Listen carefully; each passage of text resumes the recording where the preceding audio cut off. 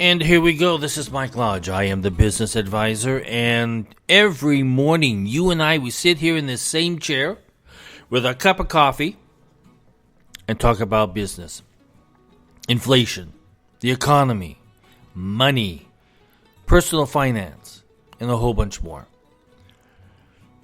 So we're going to do it again this morning. I'm looking outside my window because, almost every morning I give you a weather report of what's going on outside in South Carolina. And as I'm looking outside, blue skies, sun is shining through the trees, the green grass is green because we've had some rain. Unfortunately, that grass I'm talking about is mostly weeds. I have never had such a tough time trying to grow grass in South Carolina. It just gets overtaken by weeds every single time. I used to have a place here that had 5 acres, and on that 5 acres, I tried to keep the grass stimulated, but it never worked. And I think I ended up mowing only weeds in the end. But that's life here in South Carolina because we get so much rain. So weeds grow abundantly. Now, some of the weeds are very nice. They've got flowers at the end of the weed. So they're very nice. But they create a lot of havoc, too. I'm always pulling weeds when I'm outside in my garden. Every single day I'm pulling weeds. So yesterday, the president was celebrating the 1-year anniversary of the Inflation Reduction Act. Now, I'm going to tell you, you and I would lie to, okay? We would lie to.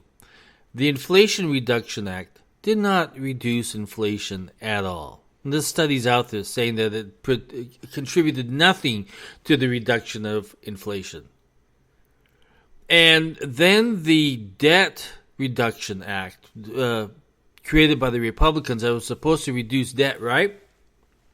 Raise debt by $2 trillion in just a few months after it was passed. So we have these members of Congress and the president who is putting together these words which are basically lies. In fact, after 1 year, the Inflation Reduction Act is still in a bunch of mess. I mean, it is really messed. Do you understand how that works, the Inflation Reduction Act, and what it covered? So what it basically did, it's about politicians picking winners and losers in the marketplace. And government, they have no idea what they're doing. The politicians, they don't know what they've done or what they do or what the economy does. So it was assuring the politically connected and privileged maintain a leg up over those who play it straight. The IRA, or the Inflation Reduction Act, includes $391 billion in energy and climate spending over 10 years. With much of the spending coming in the form of tax credits, deductions, and rebates. And that is according to the Congressional Budget Office, or the CBO estimates, but the real cost could be and will be far higher than what your politicians are telling you. Credit Suisse says the climate and energy provisions will cost more than double what CBO estimates, around $800 billion. And an analysis from Goldman Sachs says the true cost is over $1.2 trillion. So we have a very costly inflation reduction bill. It's going to cost us more as taxpayers. At some point in time, they're going to have to raise taxes somewhere along the line in some different category in order to pay for this nonsense. And as I told you yesterday, if I talked about politics or if I talked about legislation, I would talk to you about how or what they are doing that will affect us. The Inflation Reduction Act affects us already. The Debt Reduction Act affects us already. we've already gone up $2 trillion in just the time that it was passed, or from the time it was passed. So these, what I call lie bills, because what they're doing is they're basically lying to us, is going to create more debt to the United States. And we can call it whatever name it is, but basically it's nothing. It's a lie. It's a complete lie. And that is the problem that we have. And I want you to understand that this nation, as a government, is in debt tremendously. Americans are in debt. The credit cards, car payments, house payments, with a student loan debt. We are tremendous. We are in the highest amount of debt that we've ever been as a nation, as individuals, in the history of this nation. We are in debt. If you look at the Gen Z category of individuals, they have seen their debt skyrocket at 179% over the past couple of years. And you know what that includes? That includes credit card debt, car loan debt, school debt. And some of them even went out and bought houses, so now they've got home debt that they can't afford. And that's the problem that we have today, is that we've got too much debt. Too much debt. And with that comes a risk to our banking industry. As I've talked to you before, the credit reporting companies have downgraded the United States as a whole and a lot of the banks. And they're going to be doing even more. Why? Because they are credit risks at the moment. They've got commercial debt that's sitting on their books that's going to eat them alive. They have got car loan debts. They have got housing debt. The people who cannot afford these payments any longer. Some of them, commercial debt, commercial real estate debt.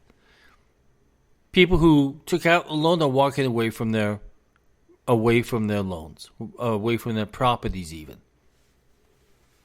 Now that's going to be sitting on that bank's financial statement as a risk. And we have a lot of risk sitting out there in the banking industry. That is why they're being downgraded, because they're in trouble. We've got to be very cautious about what is going on. We have to look at the bigger picture, okay?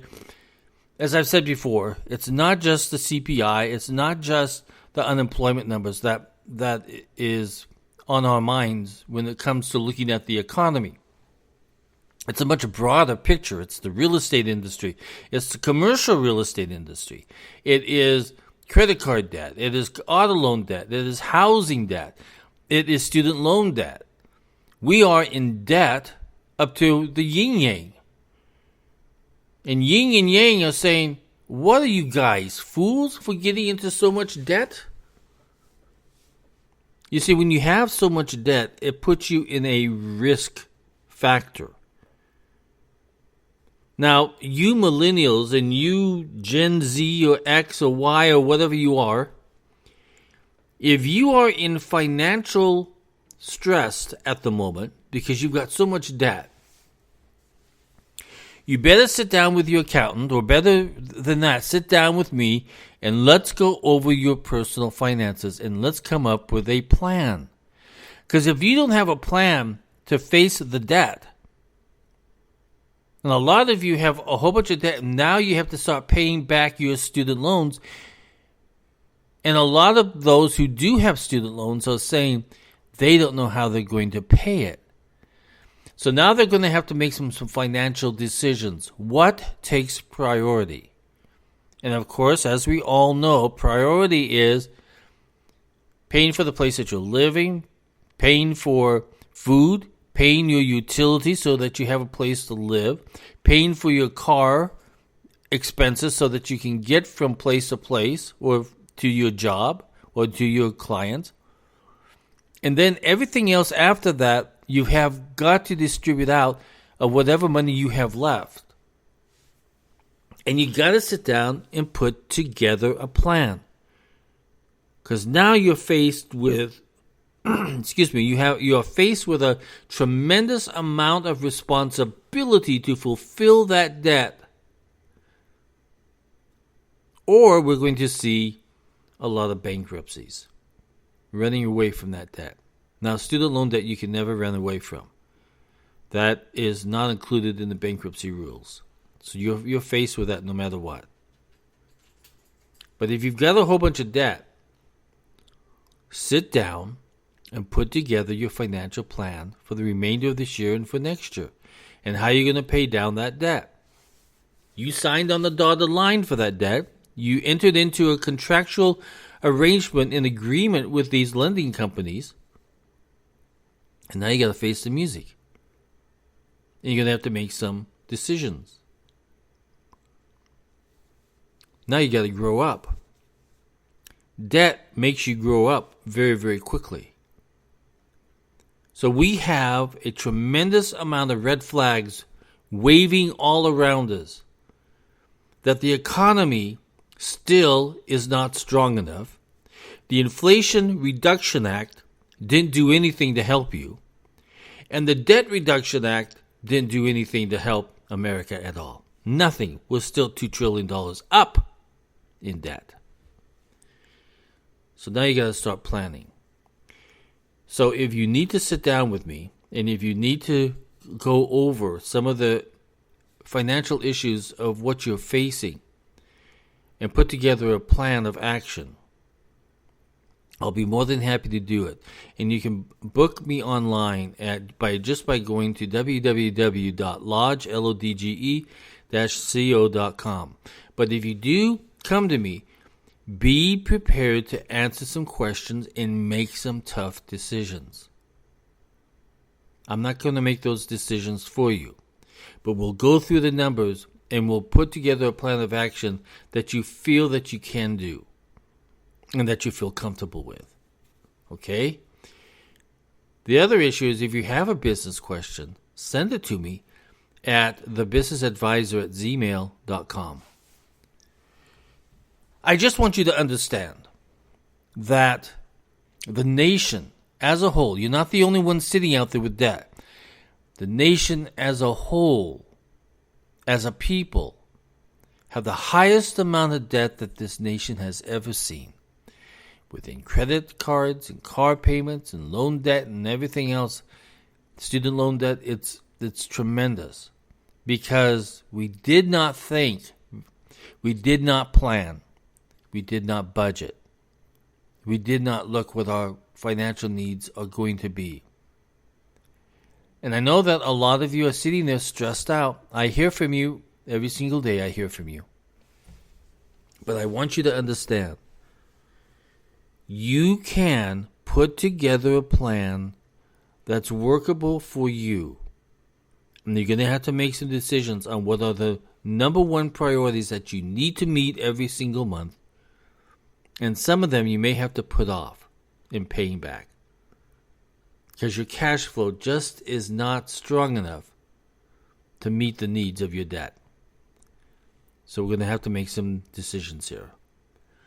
Listen, this is Mike Lodge. I hope all of you have a great day today. Again, if you need to sit down with me, go to www.lodge.co.com. I'm a tax guy, I'm an accounting guy, I'm a budgeting guy. So I can help you out.